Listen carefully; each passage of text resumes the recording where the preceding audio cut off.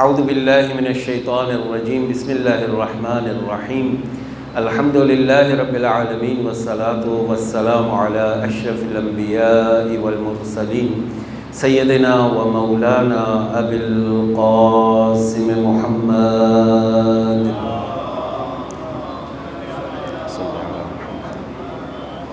وآلہ الطیبین الطاہرین المعصومین الذین اذهب اللہ عنہم الرجس وطہرہم تطہیرا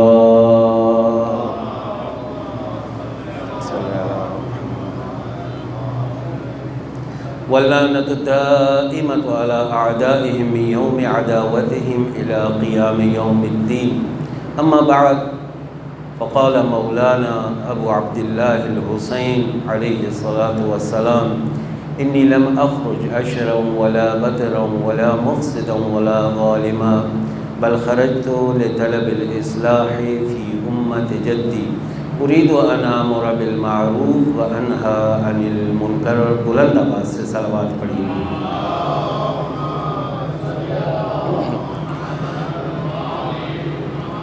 عزاداران سید الشہداء، جیسے کہ گزارش میں دعا کے دوران عرض کیا کہ آج روز شہادت ہے شہید علامہ عارف حسین الحسینی۔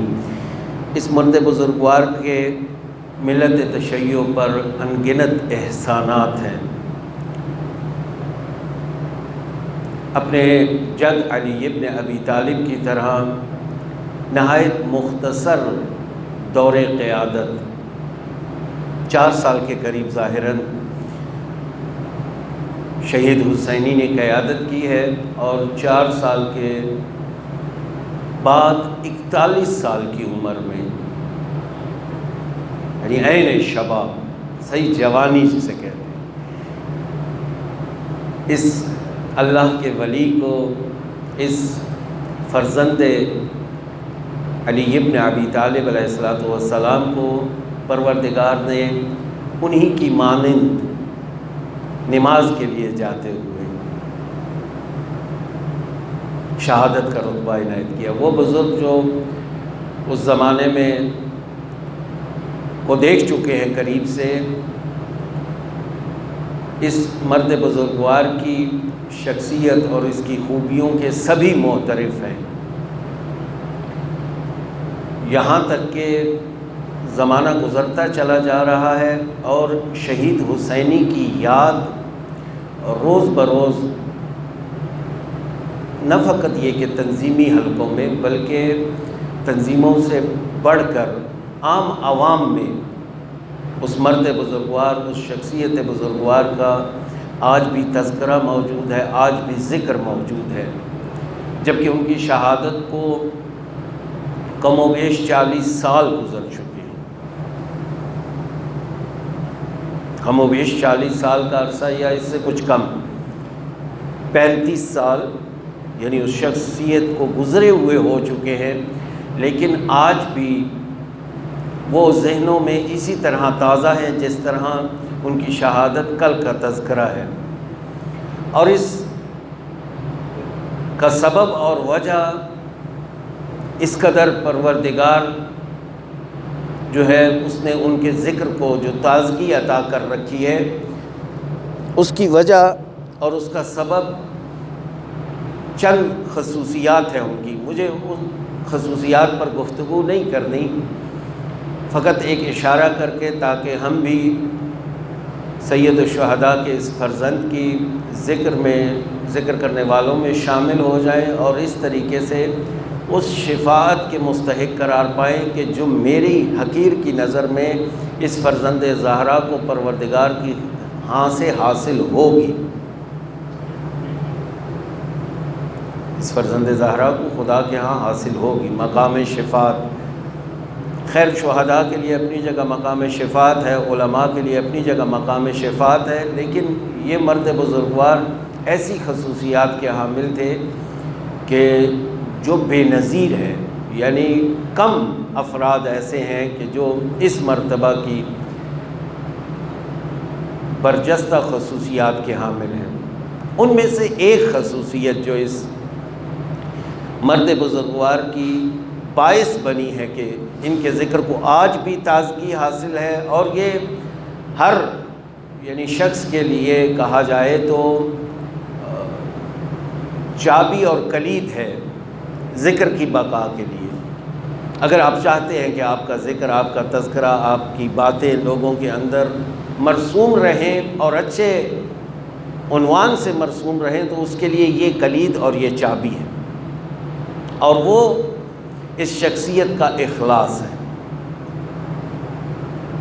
یعنی شہید عارف حسینی کی جو برجستہ ترین خصوصیت، ان کی شجاعت، ان کا علم، ان کا فضل، ان کا اخلاق اپنی جگہ، لیکن اس شخصیت کے اندر جو اخلاص تھا،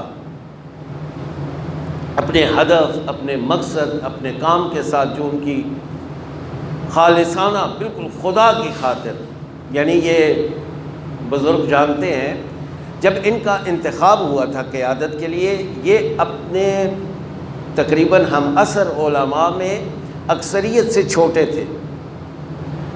قبلہ سید ساجد علی نقوی اس وقت بھی عمر میں ان سے بڑے تھے، اس وقت بھی عمر میں ان سے بڑے تھے، یہ سب سے چھوٹے تھے۔ اس مجمع میں جو اجلاس بھکر میں ہوا، ظاہر ہے مفتی صاحب کے بعد ایک بڑی جو ہے تشیع کو آبرو اور عزت نصیب ہوئی تھی مفتی صاحب کے دور میں، اس کو سنبھالنے کے لیے ایک مضبوط شخص چاہیے تھا۔ جس وقت ان سے کہا گیا کہ آپ تشریف لائیں اور آپ قیادت کو سنبھالیے، منصب قیادت کو سنبھالیے، انہیں اطراف سے یہ اطلاع مل چکی تھی کہ ظاہراً ان کا نام بھی لیا جائے گا۔ شیخ مدد علی نجفی اور ان کے ساتھ ایک تیسرے بزرگوار تھے جو گاڑی میں سفر کر کے بھکر جا رہے تھے۔ یہ انٹرویو موجود ہے شہید حسینی کا۔ شہید حسینی نے ان دو بزرگوار کی منت سماجت کی کہ خدا را، یعنی اگر ایسا کوئی تذکرہ جو اشارے کنائے سے انہیں پتہ لگ گیا تھا ہوتا بھی ہے تو بالکل آپ دونوں نے سختی سے مذمت کرنی ہے، اور ظاہراً جہاں تک مجھے یاد ہے جناب سیدہ کی قسم بھی دی تھی کہ آپ نے میری حمایت کرنی ہے اور اس منصب کو میرے کندھوں سے اتارنا ہے، نہیں آنے دینا۔ یہ موافقت کر کے راضی ہوئے اس پر۔ بھکر پہنچتے ہیں، وہی ہوا جس کا خدشہ تھا۔ ایک اور بزرگوار ہیں جناب جمعہ اسدی صاحب کوئٹہ کے، ان کا نام لیا گیا، ایک اور بزرگوار کا نام لیا گیا، اور پھر آخر میں شہید حسینی کا نام آیا۔ آپ یقین جانیں گے کہ شہید حسینی کا جیسے ہی نام آیا، شہید کے چہرے سے رنگ اڑ گیا۔ یہ اس شخصیت کے اخلاق، اور کہتے ہیں شہید حسینی مجمع سے اٹھے اور بڑی شدت سے مخالفت کی، پہلے تو وہیں بیٹھے ہوئے ادب کا لحاظ کرتے ہوئے، چونکہ قبلہ صفدر نجفی صاحب جیسے بزرگوار تھے جو نام لینے والے تھے، لہٰذا وہ بزرگ کی حرمت بھی اپنی جگہ رکھی، اور پوری شدت سے کہ ہمارے علاقے کے بڑے مسائل ہیں، ہم نہیں کر سکتے، یہ ہمارے بس کا نہیں ہے میرے کام، مجھے ادھر اپنے علاقے میں بہت زیادہ۔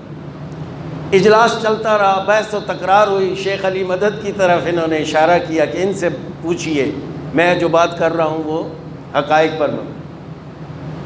پہلے مرحلے پر انہوں نے بھی بالکل ان کی تائید کی، نہیں، ہمیں وہاں پر اچنار میں جن مسائل کا، پیواڑ میں جن مسائل کا سامنا ہے، ہم اس کا متحمل نہیں ہو سکتے کہ یہ شخصیت وہاں سے نکلے۔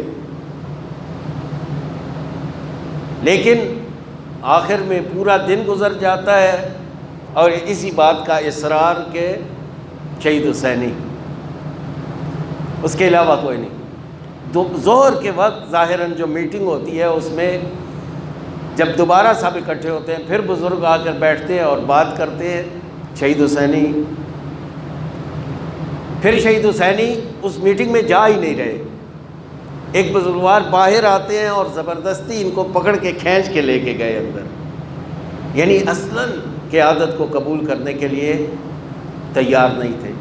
پھر جب بات ہوئی تو انہوں نے شیخ علی مدد کی طرف حوالہ دیا کہ میری بات نہیں سمجھتے ہیں، میری بات نہیں مانتے، تو اس بزرگوار کی۔ شیخ علی مدد نے کہا جب سب اتنا اصرار کر رہے ہیں تو تم کیوں قبول نہیں کرتے ہو؟ وہ جو ایک سہارا تھا وہ بھی اس محفل میں ان کا ٹوٹ گیا جاتا رہا۔ لیکن بالکل یعنی وہ لولا حضور الحاضر، مولا امیر المومنین علی ابن ابی طالب کے خطبہ شکشکیہ میں ہے نا، لولا حضور الحاضر، اگر لوگ حاضر نہ ہوتے، وتمام الحجت بوجود الناصر، اور نصرت کرنے والوں کی وجہ سے مجھ پر حجت تمام نہ ہوتی تو کبھی بھی میں یہ منصب قبول نہ کرتا،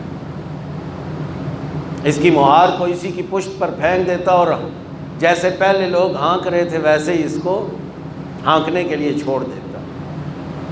اخلاص، بالکل کوئی لالچ نہیں، کوئی حرص نہیں، جو وظیفہ انجام دینا خدا کے لیے انجام دینا، اس مرد بزرگوار کی خاصیت ہے۔ اور یہی وجہ ہے چونکہ اس شخصیت کی بنیاد اور اس کے کام کی بنیاد اخلاص پر تھی، خداوند متعال نے بھی اس کے ذکر کو زندہ رکھا ہوا ہے، آج تک زندہ ہے اور تازہ ہے شہید کا تذکرہ۔ خیر، یہ اپنی جگہ ایک موضوع، لوٹتے ہیں اپنی گفتگو کی طرف۔ ایک صلوات پڑھیے محمد و آل محمد پر۔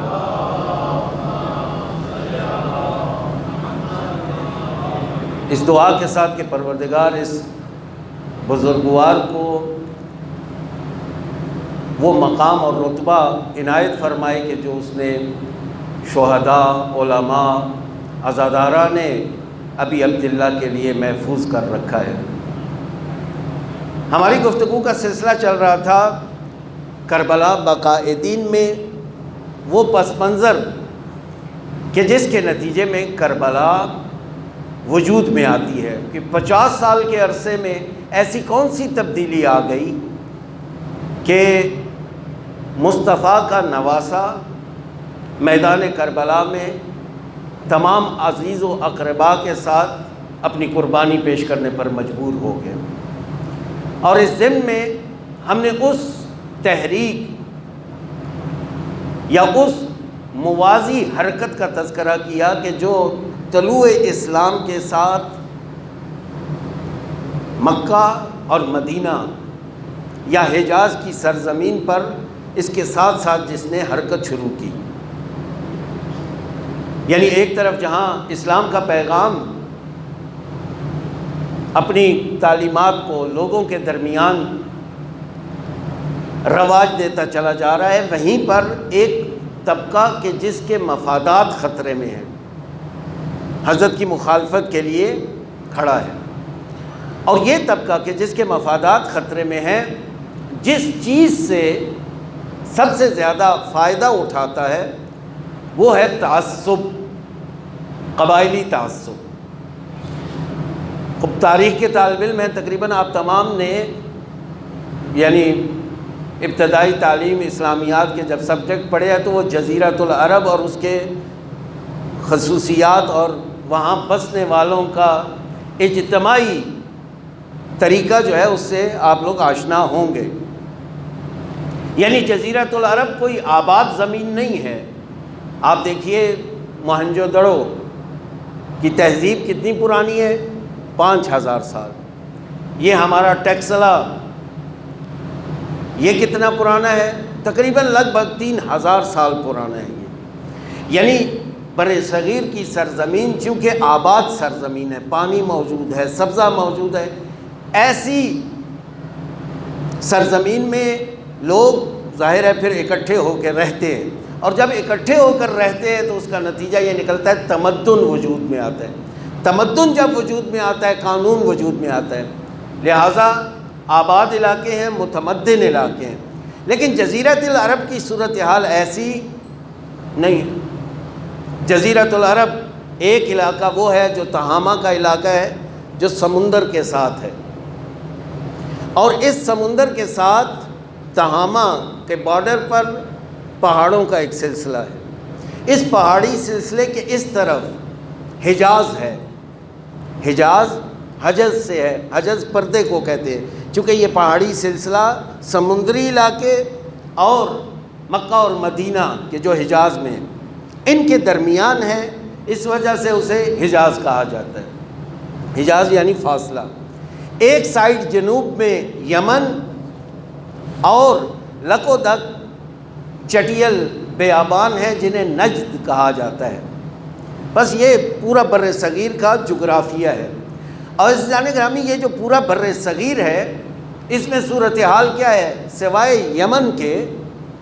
یمن کے اکثریت بیابان ہیں، لک و دک صحرا ہیں، اگر پہاڑ ہیں بھی تو سنگلاخ چٹانیں ہیں۔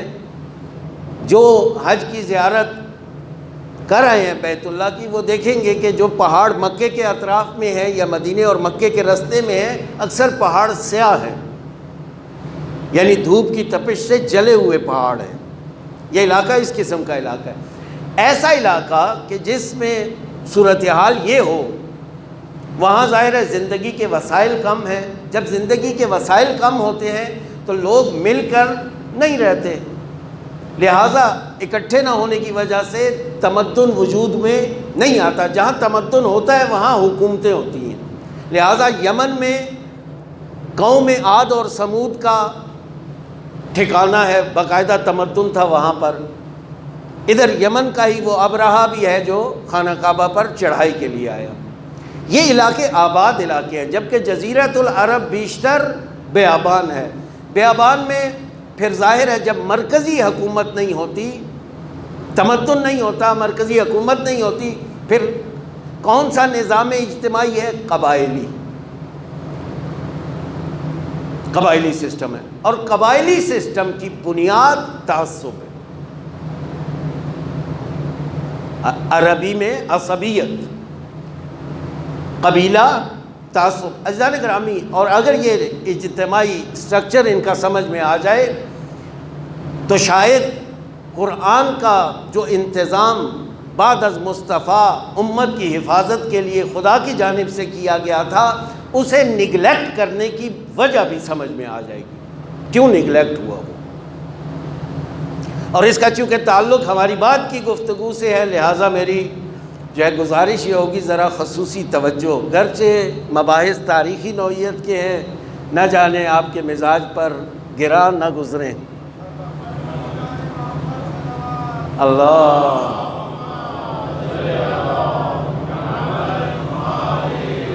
بس نوعیت کیا ہے؟ قبائلی نظام ہے۔ قبائلی نظام ہمارے جو احباب بلوچستان سے تعلق رکھتے ہیں، یہاں شاید کم ہوں، بلوچ لوگوں کو احساس ہے قبیلئی نظام کیا ہوتا ہے۔ سندھ میں بھی کسی حد تک ہے، فیوڈلزم کی شکل میں، ایک ارباب ہے باقی رعایا ہے، یعنی لوگ دیکھنے کو تو بہت سے ہیں لیکن حقیقت میں ایک فرد ہے وہاں پہ، باقی سب بے حیثیت ہے۔ قبائلی نظام کا لازمی نتیجہ یہ ہوتا ہے، قبائل میں جو نظام وہاں پر موجود تھا اور یہاں پر بھی، جہاں بھی یہ قبائلی سسٹم ہے، اس میں چونکہ تعصب بنیاد ہوتی ہے، نتیجتاً وہاں یہ نہیں دیکھا جاتا حق پر کون ہے اور باطل پر کون ہے، وہاں یہ دیکھا جاتا ہے میرے قبیلے کے خلاف ہے یا حمایت میں ہے۔ قبائلی نظام میں تعصب معیار ہے، لہذا عربوں کی جو جنگیں ہیں، کبھی پانی پینے پلانے پہ جھگڑا، کبھی گھوڑا آگے بڑھانے پہ جھگڑا۔ بھئی ایک عرب مارا گیا ہے، کسی قبیلے کا حق نہ حق نہیں دیکھیں گے، بس قبیلوں کے درمیان لڑائی شروع۔ ہم نے اپنے قبیلے کی حمایت کرنی ہے، چاہے حق ہو چاہے نہ حق ہو۔ یہی وجہ ہے کہ قرآن مجید نے جب کہا گواہی کے بارے میں، قرآن مجید میں آیت موجود ہے کہ گواہی اگر تمہارے اپنے باپ کے خلاف ہے تب بھی گواہی حق پر دو۔ اسلام نے جو معیار آ کے پیش کیا وہ حق اور باطل کا تھا، یعنی قبیلئی جو بنیاد تھی تعصب، اس کے اوپر وار کیا آ کے کہ تعصب نہیں، معیار کیا ہوگا؟ حق اور باطل۔ دیکھو حق ہے تو چاہے تمہارے قبیلے کا ہے، حق کا ساتھ دو اور باطل کا۔ لیکن عزیزان گرامی، یہاں ایک نقطہ جو قابل توجہ ہے وہ یہ کہ یہ جو قبیلئی سسٹم تھا، اس قبیلئی سسٹم کا ایک لازمی نتیجہ جو معاشرے میں نکلا وہ یہ کہ اب اسلام کی دعوت جیسے ہی پھیلنا شروع ہوئی ایک ایک کر کے فرد نکل رہے. کسی قبیلے سے زید ابن ارقم نکل آئے، کسی قبیلے سے بنی تمیم سے خلیفہ اول نکل آئے، ایک ایک کر کے. اور یہ جو افراد، قابل توجہ یہاں نقطہ جو یہ جو افراد نکل کے آتے تھے قبائل سے تمام کے تمام، ان کی کوئی حیثیت نہیں ہوتی تھی. جیسے ابھی یہاں برادران اہل سنت کے کافی گھر آباد ہوں گے، آپ شیعیان حیدر قرار کافی گھر آباد ہے. اگر آپ میں سے کوئی ایک آدمی آپ کے گھر میں سے اپنے مذہبی عقائد کو بدل دے، پورے خاندان کا اس کے ساتھ کیا سلوک ہوگا؟ آپ لوگ بے حیثیت ہو جائیں گے، وہ بے حیثیت ہو جائے گا. آپ اس کی بات نہیں سنیں گے. گھر سے ڈانٹ پڑ رہی ہے، مار پڑ رہی ہے، گھر سے نکال دیا گیا ہے. یعنی جو انڈیویجولز، یہ نقطہ بڑا قابل توجہ ہے، جملہ مسائل کو سمجھنے میں مدد دے گا. تاریخ اسلام، تاریخ صدر اسلام کے جو بھی نکل کے آتا ہے وہ انڈیویجول ہے. قبیلہ اپنی جگہ پر باقی ہے. اور عزیزان گرامی، اس قبیلئی نظام کا ایک اور لازمہ کہ اگر قبیلے کی تعداد زیادہ بھی ہے، مثلا قبیلہ بنی اسد ہے، 4000 افراد ہیں، وہاں 4000 افراد معنی نہیں رکھتے، چونکہ قبیلئی سسٹم میں ایک سردار ہے کہ جس کی رائے حتمی ہے. اگر وہ ایک شخص کی رائے کو حتمی نہ قرار دیں تو وہ دوسرے قبائل سے مقابلہ، انہیں ایک مرکزیت کی قبیلے کو ضرورت ہوتی ہے، لہٰذا وہ حق بھی ہو تو مرکزیت قبیلے پر قربان نہیں کرتے اس کو. بات سمجھ میں آ رہی ہے میری؟ یہ مزاج نظام قبیلئی مزاج ہے اس کا اجتماعی طور پر. بس جو نکل کے جا رہے ہیں وہ انڈیویجولز بن گئے. یہی وجہ ہے کہ پیغمبر گرامی اسلام مدینے میں جانے کے بعد ان کے درمیان مواخات کا عمل انجام دیتے ہیں، چونکہ ظاہر ہے یہ اپنے اس خونی تعلق سے کٹ کے نکل آئے ہیں. اب یہاں ایک نئے تعلق کی ضرورت ہے، حمایت کرنے والے لوگ چاہیے، ساتھ دینے والا طبقہ چاہیے. اس قبیلئی نظام کا نتیجہ کیا نکلتا ہے کہ 4000 آدمی دکھنے میں ایک آدمی ہے، اصل 4000 نہیں ہے. اب آئیں اور غدیر میں 1.25 کے مجمع کو دیکھیں، وہ کتنے ہیں؟ وہ 1.25 نہیں ہیں، وہ 23 بندے ہیں.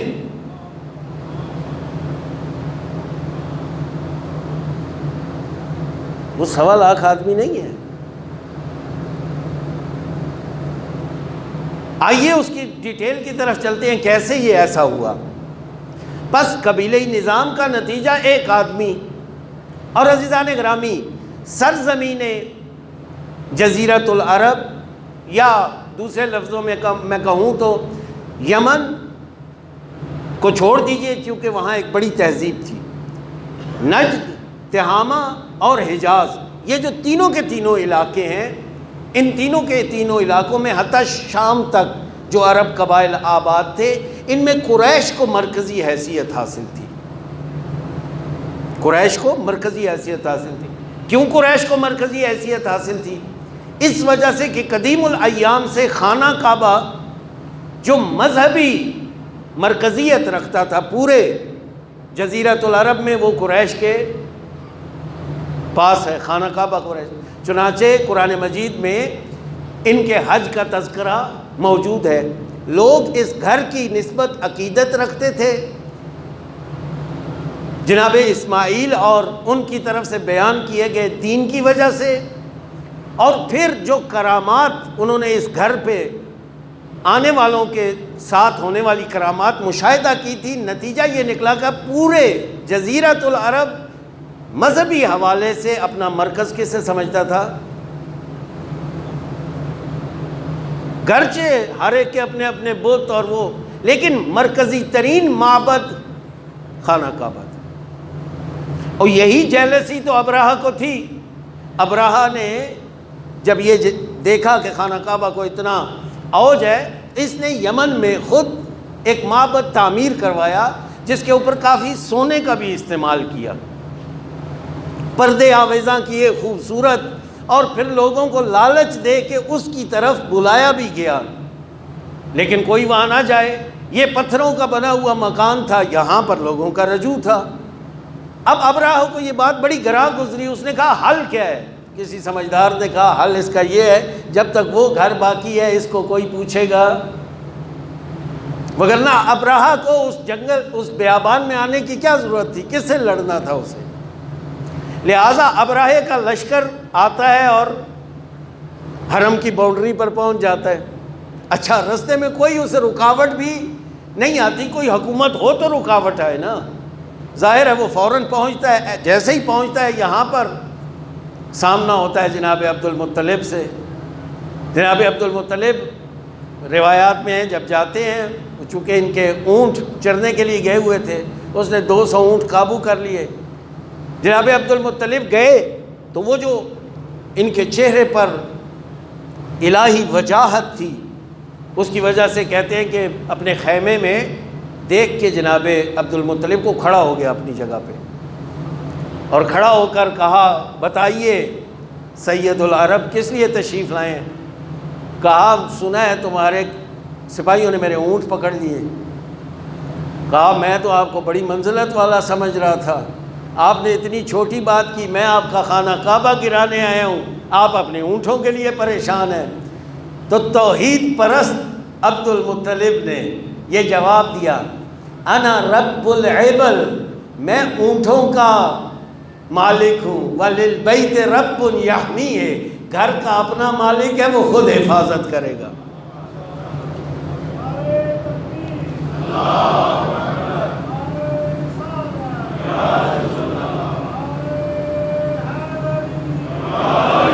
اب یہ سارا جناب عبد المطلب واپس گئے اور خانہ کعبہ کی کنجی، پورا قریش چھوڑ گیا تھا مکے کو، ڈر کے پہاڑوں میں نکل گئے، خانہ کعبہ کی کنجی کو پکڑ کے کھڑے ہو گئے اور دعا شروع کی۔ جیسے ہی دعا کی تو ابابیل کا لشکر آیا، الم تر کیف فعل ربک باصحاب الفیل۔ یہ جناب عبد المطلب کی دعا کا نتیجہ ہے۔ خیر یہ سارا بس یہ مذہبی طور پر مرکز تھا، کون؟ خانہ کعبہ، اور چونکہ خانہ کعبہ کے متولی تھے قریش، لہٰذا قریش کو یہ مذہبی ٹھیکیداری ملی ہوئی تھی، ایک مقام تھا پورے معاشرے میں، پورے جزیرۃ العرب میں۔ یہی وجہ ہے کہ اگر آپ صدر اسلام کی تاریخ کا مطالعہ کیجئے، فتح مکہ کون سی ہجری میں ہوئی ہے؟ 8 ہجری میں، 8 ہجری میں فتح مکہ۔ 8 ہجری تک مسلمانوں کی تعداد ذرا شمار کریں، 8 ہجری تک اسلام کا پھیلاؤ مدینہ اور اس کے اطراف میں ہے بس۔ یا مکہ سے جو انڈیویجلز نکل کے آئے ہیں مختلف قبیلوں سے، افراد مسلمان ہوئے ہیں، قبائل مسلمان نہیں، قبیلے کے قبیلے مسلمان نہیں ہوئے سوائے اوس اور خزرج اور کچھ اور قبائل ہیں کہ پورا قبیلہ مسلمان ہوا وگرنہ۔ لیکن جیسے ہی مکہ فتح ہوتا ہے، فتح مکہ کے بعد کیا ہوا؟ ابو سفیان، بخاری کی روایت کے مطابق ابو سفیان کے جو اسلام کا قصہ ہے وہ کچھ اس طرح ہے کہ یہ چھپ چھپ کے مسلمانوں کے لشکر کو دیکھنے آیا تھا تاکہ یہ فیصلہ کرے کہ اس نے لڑنا ہے یا نہیں، اور جب پکڑا گیا مسلمان سپاہیوں نے اسے پکڑ لیا اور لے آئے، پھر اس کے سامنے یا تلوار تھی یا اسلام، چنانچہ اس نے اسلام قبول کر لیا۔ جیسے ہی فتح مکہ ہوتی ہے، فتح مکہ کے فوراً بعد گروہ در گروہ لوگ مسلمان ہونا شروع ہو گئے۔ اذا جاء نصر اللہ والفتح ورأیت الناس يدخلون فی دین اللہ افواجا، پورے پلٹونے اور لشکر۔ اور کیوں؟ اس وجہ سے کہ ان کے مذہبی ٹھیکیداروں نے اسلام قبول کر لیا تھا۔ یہ قریش کی وہاں اہمیت تھی۔ یہ اسی طرح جیسے مثلا اب مثال دیتے ہیں یہاں گولڑا شریف کے گدی نشین آج وہ اپنا مذہب تبدیل کر دیں، تشیع اختیار کر لیں، تو ان کے جو مریدین کا حلقہ ہے سارے کا سارا وہ خود بخود تبدیل ہو جائے گا۔ یہی وجہ ہے کہ جیسے ہی قریش اسلام قبول کرتے ہیں سارے کا سارا دھڑا اسلام قبول کر لیتے ہیں۔ قریش کو مذہبی طور پر اقتدار حاصل ہے پورے علاقے میں ایک، اور دوسرا اقتصادی طور پر اس وجہ سے کیونکہ ایک تو جزیرۃ العرب کے معروف میلے مکہ میں ہی لگتے تھے، بازار مکہ میں لگتے تھے، وہ عکاظ کا میلہ وغیرہ وغیرہ سارے آپ نے سن رکھے، اور دوسرا یہ تجارت کرتے تھے، لہذا اقتصادی پاور بھی ان کے پاس ہے، مذہبی پاور بھی ان کے پاس ہے، اور اس ساری پاور میں قبیلئی سسٹم بھی موجود ہے کہ جس قبیلئی سسٹم کی رسوخ کو اگر آپ نے دیکھنا ہے تو اس میں ایک واقعہ آپ کی آنکھوں کے سامنے، ویسے تو متعدد واقعات ہیں، رسول گرامی اسلام نے اس تعصب کی بنیادوں کو ختم کر کے معیار حق اور باطل رکھا۔ عزیزان گرامی، یہ جو کوفے کا لشکر آیا ہوا ہے، یہ کوفے کا لشکر انڈیویجول بیسس پر نہیں آیا، اکثریت قبیلئی بیسس پر آیا ہے۔ کوفے کا لشکر قبیلے کی بیسس پر آیا ہے، نہ انڈیویجول بیسس پر۔ ایسا نہیں ہے کہ ایک فوج تھی اور فوج جیسے ہماری فوج ہے کہ جس کا تذکرہ نہ کیا جائے تو بہتر ہے، ایسے فوج نہیں تھی، قبیلئی سسٹم تھا، قبیلے جو ہیں وہ آئے میدان میں، میرا بڑا جا رہا ہے تو میرے ساتھ سارے آ گئے۔ اس کا ایک نمونہ آپ جنگ مریسا کو دیکھیے۔ جنگ مریسا 6 ہجری میں ہوئی ہے۔ اس جنگ میں پہلی مرتبہ مدینے میں کون 2 بڑے گروپس ہیں، انصار اور دوسرے مہاجر۔ انصار کا ایک آدمی جنگ میں، غزوہ بنی مصطلق بھی کہتے ہیں اس کو، جنگ مریسا بھی کہتے ہیں، کنویں پر گیا پانی بھرنے کے لیے۔ چنانچہ یہ پانی جب بھر رہا ہے تو اس کی ایک مہاجر سے تو میں ہو گئی۔ اب یہ جو آپس میں جھگڑے ہیں، اس نے انصار کو بلایا، اس مہاجر نے اپنے مہاجروں کو بلایا، یعنی ندا دی، پکارا، یعنی جھگڑا شروع ہونے لگ پڑا۔ رسول گرامی اسلام کو جیسے ہی پتہ لگا فوراً شدت سے مذمت کی، ابتدائی طور پر معاملہ ٹھنڈا پڑا۔ اس مسلمانوں کے لشکر میں ایک منافقین کا سردار ہے جس کا نام عبداللہ ابن ابی ہے۔ یہ عبداللہ ابن ابی جب دیکھتا ہے نا کہ ادھر دھندلا ہو رہا ہے ماحول، اس نے انصار کو خطاب کر کے کیا کہا، انصار کو مخاطب کر کے کہتا ہے، انصار تم تو بدبخت ہو گئے، زمین تم نے دی، پناہ تم نے دی مہاجروں کو، تمہاری زمین پر تمہاری پناہ میں تم ہی آنکھیں نکالتے ہیں۔ وہ عرب ضرب المثل میں تو بڑا غلط جملہ ہے کہ وہ کتا جو ہم نے پالا ہے ہم ہی کو کاٹ رہا ہے۔ جس ٹائم یہ جملہ اور اس سے انصار بھڑکے، جس ٹائم یہ جملہ رسول گرامی اسلام کو پتہ لگا، رسول گرامی اسلام نے وقتی طور پر خاموشی اختیار کی۔ اب وہاں نظر آ رہا تھا کہ عبداللہ ابن ابی کے قتل کا حکم دیں گے حضرت۔ عبداللہ ابن ابی کا بیٹا جو مسلمان ہو چکا تھا، بڑا با ایمان شخص تھا، لیکن اس کے جملے کو ذرا غور سے دیکھیے اور جس نقطے کی طرف میں اشارہ کر رہا ہوں اس میں مل کے سفر کریں۔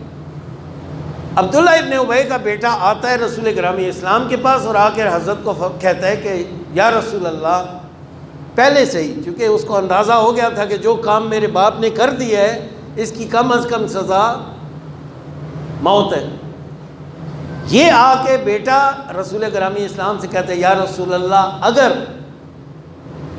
چونکہ حق اس کا یہی ہے، عبداللہ ابن ابی میرے باپ کو مارنا ہے نا، تو یا رسول اللہ مجھے حکم دیجئے میں اس کی گردن اڑاؤں، یہاں تک تو ایمان کا مظاہرہ ہے نا. اگلا جملہ بڑا خطرناک ہے، کیونکہ اگر میرے علاوہ کسی نے اس کی گردن اڑائی پھر مجھے عربی حمیت اور تعصب اجازت نہیں دے گا میں خاموش بیٹھوں.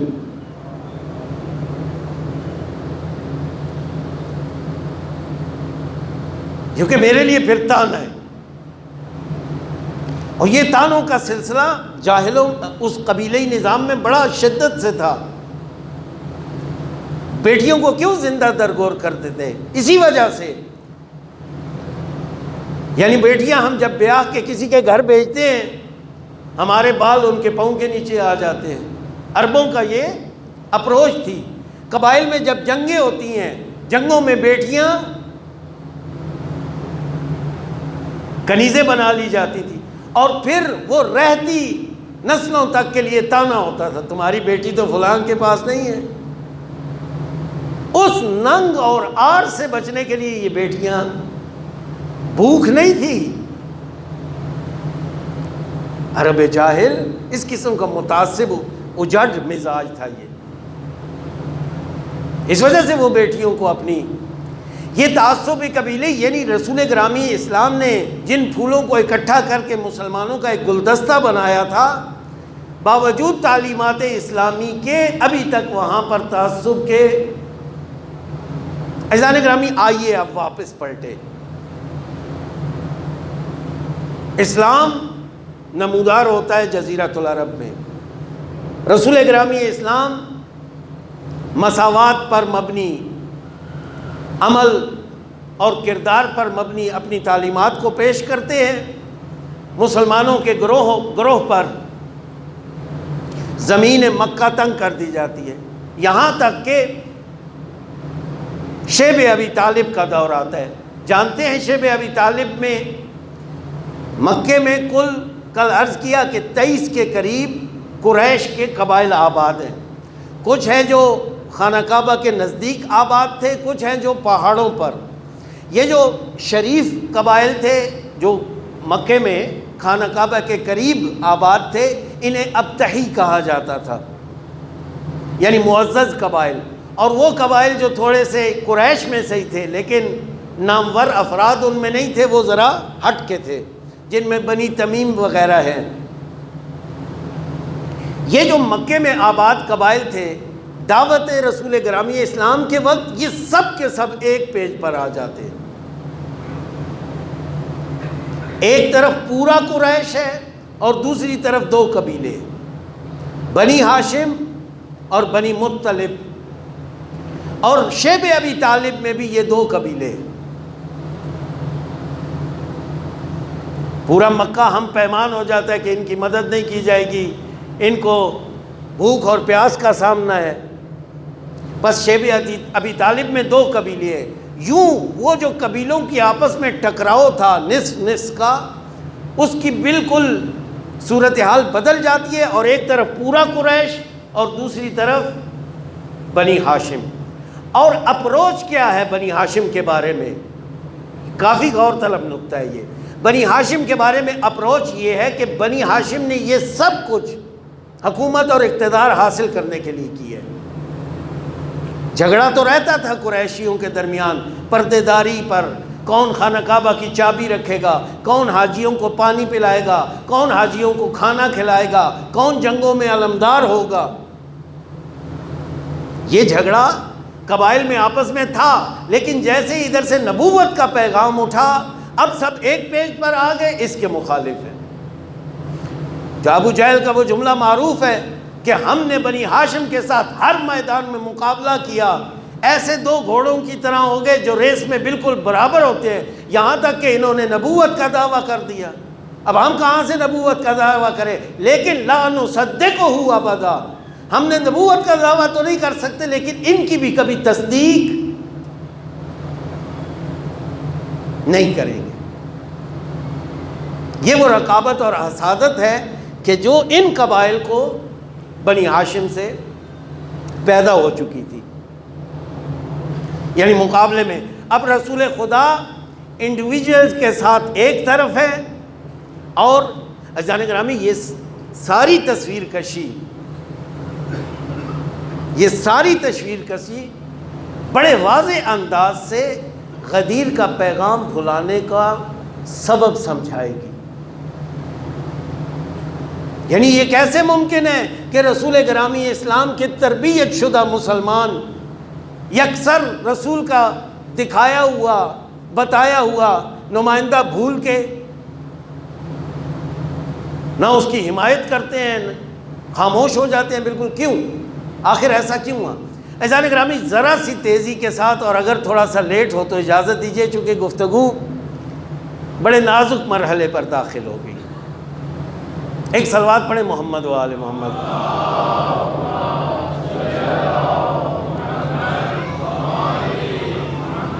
بس پورے قریش ایک طرف، اسلام مدینے چلا گیا۔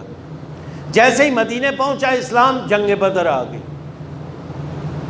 ابو سفیان، ابو جہل، ابو لہب پورے کے پورے، اور اس گھمنڈ میں ہے کہ ہم تو انہیں 1000 کی تعداد میں یہ، 313 کی تعداد میں وہ، اسلحے سے لیس، وہ اسلحے سے خالی۔ چنانچہ یہ جب آتے ہیں، اب اس جنگ میں نتیجہ کیا نکلتا ہے؟ جنگ کا نتیجہ یہ نکلتا ہے کہ مسلمان جو ہیں وہ فاتح ہوتے ہیں، اور ان کے بڑے بڑے، ولید مارا گیا، عتبہ مارا گیا، خزیمہ مارا گیا، ابو جہل مارا گیا، ابو لہب مارا گیا، جتنے بڑے کیڈر کے لوگ تھے، کوئی بنی مخزوم کا ہے، کوئی بنی نوفل کا ہے، کوئی کسی قبیلے کا ہے، کوئی بنی عبدالدار کا ہے، سارے مارے گئے۔ اب ان کے لیے تو یہ اس تعصب والی سوچ کے ساتھ ننگ ہے، لہٰذا ابو سفیان وہاں عہد کرتا ہے کہ جب تک بدلہ نہیں لوں گا آرام سے، اور وعدہ کرتا ہے کہ میں اگلے سال جنگ کے لیے دوبارہ آؤں گا۔ لیکن یہ شکست خوردہ لشکر جو واپس گیا تھا، اب اس کی ہمت نہیں پڑ رہی تھی کہ دوبارہ مقابلے کے لیے آئے۔ اگلے سال جنگ بدر کے، یعنی کون سی ہجری؟ تیسری ہجری، دوسری میں جنگ بدر ہو رہی ہے، تیسری ہجری میں 200 سوار لے کر ابو سفیان اس قسم کو پورا کرنے کے لیے جو اس نے کھائی تھی کہ میں جنگ بدر کا بدلہ لوں گا، آتا ہے مدینے کی طرف، اور مدینے کے اطراف میں موجود باغات کو آ کر جلاتے ولاتے ہیں، اور چند ایک پیروکار رسول خدا کے مسلمان وہاں موجود تھے، ان کو قتل کرتے ہیں۔ جیسے ہی رسول گرامی اسلام کو اطلاع ہوتی ہے، لشکر سمیت پہنچ جاتے ہیں، اور یہ بھی بھاگتے ہیں وہاں سے۔ اس جنگ کو جنگ سویق کہا جاتا ہے۔ سویق یعنی ستو، عربی میں ستو کو سویق کہتے ہیں۔ سویق کیوں کہتے ہیں؟ یہ جب 200 گھوڑوں کا لشکر واپس جا رہا تھا تو ان کے پاس کھانے پینے کے لیے پوٹلیوں میں ستو بندھا ہوا تھا، اب بھاگتے ہوئے انہوں نے ستو کے بنڈل پھینکنے شروع کر دیے، لہٰذا اس جنگ کو جنگ سویق کہتے ہیں۔ یعنی بدلے کی آگ ٹھنڈی نہیں ہو رہی۔ پھر تیسری ہجری کو جنگ احد ہو جاتی ہے۔ جنگ احد میں بھی گرچہ ظاہری طور پر شکست مسلمانوں کی ہوئی، لیکن امیر المومنین کی مقاومت کے نتیجے میں وہ مسلمانوں کا بچا کھچا لشکر اپنی قوت پھر اکٹھی کر لی، اور اکٹھے ہونے کے نتیجے میں کفار کو پھر نکلنا پڑا وہاں سے۔ جو ایک دفعہ غلبہ حاصل ہوا تھا وہ پھر غلبہ ختم، لہٰذا دوبارہ یہ جنگ احد۔ بس جنگ بدر میں مار کھائی، جنگ سویق میں مار کھائی، جنگ احد میں تقریباً مار کھائی۔ انہوں نے یہ دیکھا کہ اب ہم اکیلے تو مقابلہ کر نہیں سکتے اس قوت کا، یہ جو اٹھ رہی ہے اسلام میں، کیا کریں؟ تمام قبائل کو اکٹھا کرو۔ 10 قبائل ہم پیمان ہوئے، نہ صرف مکے کے قریش بلکہ قریش کے جو ہم پیمان قبائل تھے اطراف مکہ میں موجود، یہ سارا لشکر اکٹھا ہو کے 10,000 کی تعداد میں پہنچ گیا کہاں؟ مدینہ۔ لہذا رسول خدا نے جب اتنا بڑا لشکر دیکھا جس کا مقابلہ باہر نہیں ہو سکتا، کہا خندق کھودو۔ جناب سلمان فارسی کی رائے پر خندق کھودی گئی، خندق کے نتیجے میں پھر اسلام کو فتح ہوئی۔ اب یہ ابو سفیان 11، یہ پوری کی پوری ٹیم مسلمانوں کو شکست دینے سے مایوس ہو چکی تھی۔ جیسے ہی جنگ احزاب ہاری ہے، مایوس ہو گئی۔ چلتے چلتے ایک وقت وہ آتا ہے کہ 8 ہجری اسلام چمکتی تلواروں کے ساتھ ان کے دروازے پر پہنچ گئے۔ یہ ننگ تھا قریش کے لیے، مسلسل 1 ہجری سے لے کر 8 ہجری تک ہار رہے ہیں، اور پھر چمکتی تلوار جب سامنے آئی ہے تو اس کے یعنی اتنے ان کو ان کی عداوت تھی مسلمانوں کی کہ ہندا اپنی صنفی نزاکت کا بھی اس نے خیال نہ رکھا، جناب حمزہ کا ناک کان کاٹ کر اپنے گلے میں ہار کے طور پر اس نے لٹکائے رکھا 1 عرصے تک، جناب حمزہ کا کلیجہ اس ہندا نے چبایا، یعنی بدلہ اور دشمنی کس حد تک ہے۔ اب بتائیے یہ گروہ اس تعصب قبیلہی کے ساتھ اسلام لے کر آ رہا ہے۔ مکے میں جب پہنچے تو مسلمانوں کا اب دل یہ تھا، بڑا لشکر تھا 10,000 کا، مسلمانوں کا دل یہ تھا کہ آج جنگ ہوگی اور شدید جنگ ہوگی، قریش مارے جائیں گے۔ الیوم یوم الملحمہ، ملحمہ لحم سے ہے، یعنی آج گوشت کے ٹکڑے اڑنے کا دن ہے۔ رسول گرامی اسلام نے جب یہ نعرہ سنا اور فتح ہو چکا مکہ تو رسول خدا نے فرمایا نا، الیوم یوم المرحمہ، آج رحمت کا دن ہے۔ یہ سب قریش اکٹھے کیے گئے اور پھر رسول گرامی اسلام نے فرمایا انتم الطلقاء، اب تک تم میری قید میں تھے، اب میں نے تمہیں آزاد کیا۔ یہ ہے وہ جو جناب سیدہ نے دربار میں کہا تھا، یبن الطلقاء، اے ہمارے آزاد کردہ غلاموں۔ جو یزید کے دربار میں جا کے خطاب کیا تھا وہ اسی فتح مکہ کی جانب اشارہ تھا۔ عزیزان گرامی، اب آئیے غدیر کے میدان میں چلتے ہیں۔ بس یہ گروہ موجود ہے جو شکست خوردہ گروہ ہے مسلمانوں کے ہاتھوں، ان میں قبائل موجود ہیں، سب کے سب جو اب بنی ہاشم کے اقتدار کو دیکھ رہے ہیں، جنہیں یہ ہضم نہیں ہے، لیکن اب رسول گرامی اسلام کی طاقت کے سامنے کچھ کر بھی نہیں سکتے۔ اس شکست خوردہ نفسیات کا ایک لازمی نتیجہ یہ ہوتا ہے، یہ ہمیشہ موقع کی طاق میں رہتے ہیں، کب موقع ملے ہم نقصان پہنچائیں، کب موقع ملے ہم اپنی دشمنیاں اور بدلے لیں۔ چنانچہ اس کے مظاہر انشاءاللہ اگلی گفتگو میں عرض کروں گا۔ یہ لوگ ہمیشہ انتظار میں رہے۔ اب عزیزان گرامی، اگلا مرحلہ یہ کہ ان لوگوں کے زبانوں نے اسلام قبول کیا، دل سے انہوں نے اسلام کو تسلیم نہیں کیا۔ یہ اسلام کا خوف ہے جس کی وجہ سے، چنانچہ بخاری کی روایت واضح موجود ہے۔ یہ سارے کا سارا مجمع موجود ہے میدان غدیر میں۔ میدان غدیر میں آپ 1.25 لاکھ لوگوں کو نہیں دیکھیں گے، میدان غدیر میں آپ قبائل کو دیکھیں گے، آپ قبیلوں کے سرداروں کو، یعنی آپ کہیے 100 یا 80 افراد موجود ہیں وہاں پہ۔ چونکہ قبیلئی نظام ختم نہیں ہو گیا اسلام لانے کے بعد، قبیلئی نظام اپنی اسی حیثیت پر باقی ہے، گرچہ رسول گرامی اسلام کی تحریک نے انڈیویجول میں کافی حد تک اس کو کم رنگ کیا، لیکن جیسے ہی سب پھر مسلمان ہوئے، جزیرۃ العرب مسلمان ہوا، قبیلئی سسٹم ابھی بھی اپنے اس رنگ کے ساتھ باقی ہے۔ اور پورے قریش کی یہ کوشش رہی ہے کہ رسول گرامی اسلام کے بعد جو امیر المومنین کو بے عنوان ولی اور سرپرست معاشرے کو دکھایا گیا تھا، پورے قریش کی کوشش یہ تھی اس پورے اس میں، چونکہ ان کی حیثیت آخر میں مسلمان ہوئے تھے لہٰذا اتنا اہم رول نہیں تھا ان کے پاس، لیکن یہ سارے کے سارے خاموش رہے اس پورے کردار میں، اس پورے واقعے میں کوئی کردار ادا نہیں کیا، اس وجہ سے کہ یہ انتظار میں تھے کہ جو کچھ ہو رہا ہے ابھی ہماری مرضی کے مطابق ہو رہا ہے۔ ان کی مقصد اور غرض اور غایت کیا تھی کہ بنی ہاشم کی طرف اقتدار کسی صورت نہ جائے، باقی کسی قبیلے میں چلا جائے، چونکہ کسی اور قبیلے میں اقتدار اگر جاتا بھی ہے نا، ایک آدمی اقتدار لے گا، دوسرا آدمی تو نہیں ہے نا بڑا آدمی، لیکن اگر بنی ہاشم میں اقتدار آتا ہے تو یہاں تو ناموں کی فہرست ہے، مصطفیٰ ہے، مرتضیٰ ہے، مجتبیٰ ہے، ایک سے ایک بلند کردار ہے۔ اگر بنی ہاشم میں، اور یہی وہ چیز ہے جسے جناب ابن عباس نے جب خلیفہ ثانی سے کہا نا کہ تم نے سقیفہ میں جس بات کا استدلال پیش کیا، کیا کیا؟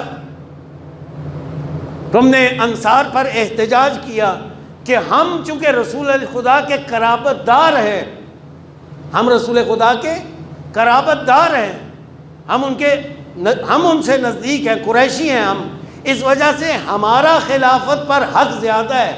کہا اسی استدلال کی نسبت ہمارا خلافت پر تم سے حق زیادہ ہے، تم نے ہمارے حق میں یہ کیا زیادتی کی؟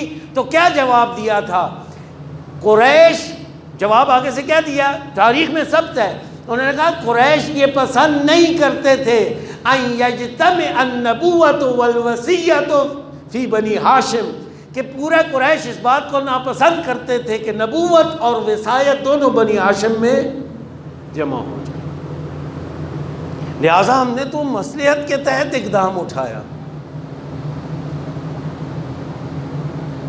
اور پھر قبائل کے بزرگوں نے اس پر خاموشی اختیار کی کہ یہ ہماری مرضی کا فیصلہ ہے۔ بنی تمیم جس کے خلیفہ بن رہے ہیں وہ کوئی بڑا قریش کا قبیلہ نہیں تھا، چھوٹا قبیلہ تھا، ابتہی نہیں تھے، پیچھے والے تھے، بیک ورڈ تھے۔ لہٰذا جو بڑے قبائل جیسے بنی امیہ، انہیں امید تھی کہ یہ ایک دو سیڑھیاں اترنے کے بعد یہ ہم تک آنا ہی آنا ہے، یہ ہمارے پاس پہنچے گی، چونکہ بہرحال بنی امیہ بڑا نام تھے، اولاد عبد مناف میں بڑا نام تھے یہ لوگ۔ بس آپ 1.25 لاکھ کے مجمع کو نہ دیکھیے، بلکہ آپ اس قبیلی نظام کو دیکھیے کہ جس تعصب نے رسول گرامی اسلام کے پرورش شدہ لوگوں کو خاموش کر دیا۔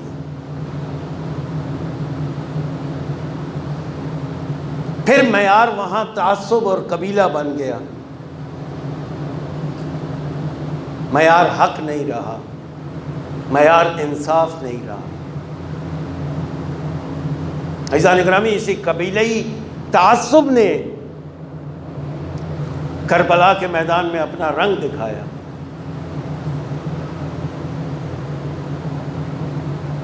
بنی ہاشم سے مقابلہ جب سامنا ہوتا ہے، یہ سارے کے سارے کون تھے؟ بنی ہاشم تھے جو میدان کربلا میں مقابلے میں، لہٰذا اپنے بدلے لیے ان لوگوں نے، اپنے بزرگوں کے بدلے لیے ان لوگوں نے، اور کہہ کے لیے۔ عزیزان گرامی، میدان کربلا میں جو کچھ ہوا،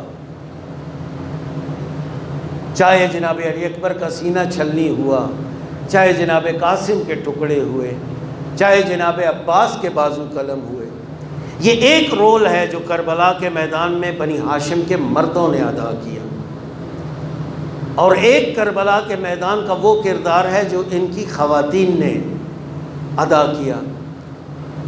مرحوم نقن صاحب کا عجب جملہ ہے، کہتے ہیں یہ دونوں کردار کمال اور اوج پر ادا کیے گئے۔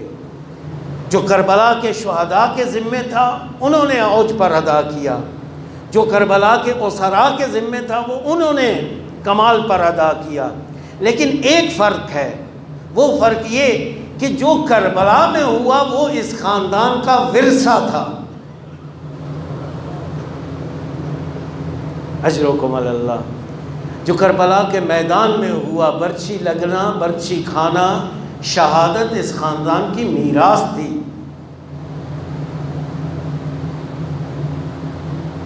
چنانچہ امام زین العابدین سے کسی حضرت کے صحابی نے پوچھا بھی، یا ابن رسول اللہ، آپ جو اس قدر گریہ فرماتے ہیں، آپ خود نہیں فرماتے کہ القتل لنا عادہ، قتل ہونا ہماری عادت ہے، راہ حق میں مارے جانا ہماری عادت ہے؟ حضرت نے جواب میں کہا، قتل ہونا اور شہید ہونا ہماری عادت ہے، یہ بتاؤ عورتوں کا پس گردن ہاتھ بدے ہونا، سر بریان شہر بشہر پھرنا، یہ بھی ہمارا ورث ہے؟